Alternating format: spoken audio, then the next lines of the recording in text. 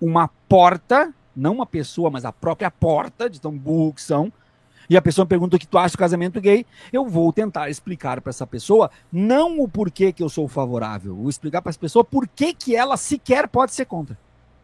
Porque é a única forma que eu tenho de fazer com que essa pessoa pense alguma coisa. Vou ter que dizer, tu não pode ser contra, por quê? Porque tu não tem nada a ver com isso. Então eu vou ter que baixar a minha capacidade argumentativa para que essa pessoa tenha a possibilidade de entender a minha mensagem.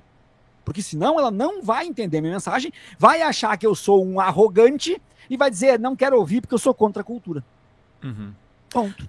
Viaro, isso é maravilhoso. Queria te fazer uma provocação e já tô gravando um segundo corte. Você acha que é isso que tá por trás, às vezes, de uma falta de comunicação das esquerdas com os evangélicos? Ou com determinados extremistas? Esses universos absolutamente diferentes?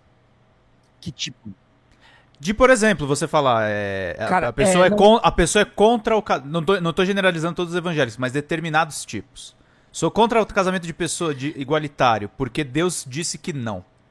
E aí? Com os evangélicos, eu acho que o problema é um pouco mais complexo, porque eu também percebo culpa do nosso lado na forma do diálogo. Entendi. Tá? Então inclusive, isso é a base da minha crítica ao trabalho que o ICL está fazendo em relação ao Malafaia. A crítica é essa que eu já falei que não tornei pública ainda, porque eu não quero cometer injustiça, porque ainda estão rolando os episódios do podcast. Vai que aquilo que eu estou percebendo a ausência ainda vai ser contemplado nos próximos episódios. Mas do jeito que a coisa está se desenhando e sendo roteirizada, eu não tenho a mínima esperança. Então, há culpa do lado progressista também, em especial em relação aos evangélicos. E por quê? Porque eu não sei por que cargas d'água o nosso campo não aceita colocar a fé num debate com evangélicos. Eu não sei, eu confesso que eu não sei, e isso me incomoda muito, isso me irrita muito. Toda a tentativa de discurso do campo progressista com os evangélicos parte de questões econômicas, parte de questões da desonestidade, dos falastrões, dos magnatas, etc, etc, etc, e não é levado em consideração a fé que está no povo evangélico, que se torna vulnerável a essas pessoas. Então, neste caso, há um erro de discurso que talvez seja motivado por uma espécie de complexo de superioridade quando o assunto é religião. E isso me preocupa. Como que eu chego a essa conclusão? Por diversos aspectos, principalmente pela falta de diálogo da esquerda com os próprios líderes evangélicos progressistas. Pastor Henrique Vieira, Caio Fábio, Berloffa, Sérgio Duzilek, o Ricardo Gondim, principalmente o Sérgio Duzilek e o Ricardo Gondim, porque eles estiveram juntos na campanha, foram consultados pelo núcleo de campanha e depois simplesmente escanteados. Por que escanteados? Porque os que foram colocados no lugar deles são aqueles que são evangélicos, progressistas, mas que estão trabalhando a pauta econômica, a pauta social, etc, etc, etc, etc. Então, isso chega a ser ignorância, isso chega a ser burrice, mas também pode ser visto, e é visto muitas vezes do lado de lá, do lado evangélico, como desrespeito. Quando tu não leva em consideração a fé, tu está querendo dizer para as pessoas que a fé não é importante, importante é a economia. Tu está querendo dizer, então, que a tua forma de dialogar com os evangélicos parte da necessidade deles deixarem de ser evangélicos ou deixarem a crença um pouco de lado, resguardada, e trabalhar sem esta fé. Isso não vai acontecer. Isso não vai, isso é impossível de acontecer. A fé movimenta esta parcela da população. Então aí não é uma questão apenas de diferença muito grande dos mundos, dos universos, mas também de falta de entendimento, de falta de sensibilidade, falta de prudência e falta um pouquinho também, em alguns aspectos, de humildade para conversar com esse lado. Eu tenho este medo, porque senão tu tá só combatendo os magnatas da fé. Combater os magnatas da fé, vai entrar um outro magnata no lugar dele. Pode ter certeza. Vem outro e ocupa o espaço.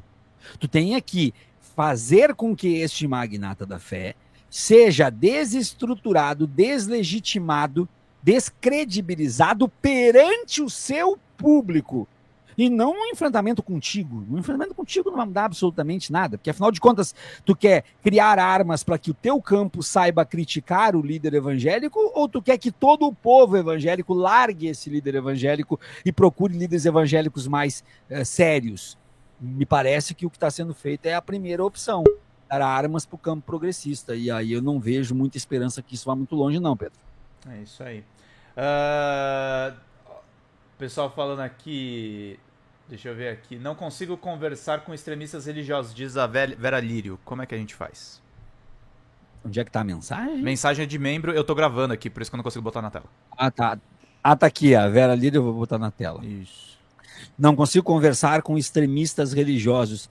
Ok, Vera, conversar com um extremista religioso é muito difícil realmente, mas a gente não pode rotular todo e qualquer evangélico como sendo um extremista religioso, porque isso não é verdade. Né?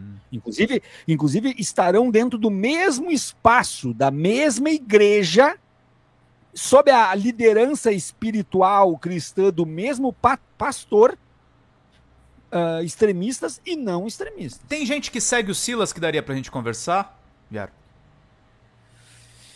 Agora eu fiz uma pergunta difícil.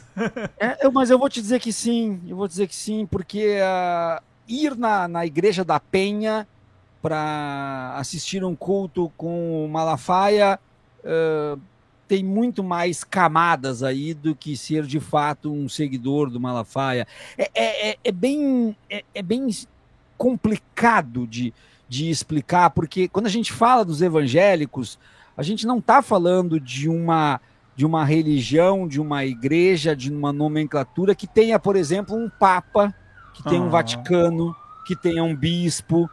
Não. A gente está falando quase que como uma franquia de fast food. A pessoa vai em várias igrejas e aí ela vai visitar a comadre. E a igreja mais próxima da comadre é uma diferente da dela. Mas ela vai lá, ela vai congregar. Ela vai naquela igreja. Por quê? Porque ela tem que ir numa igreja, não importa qual.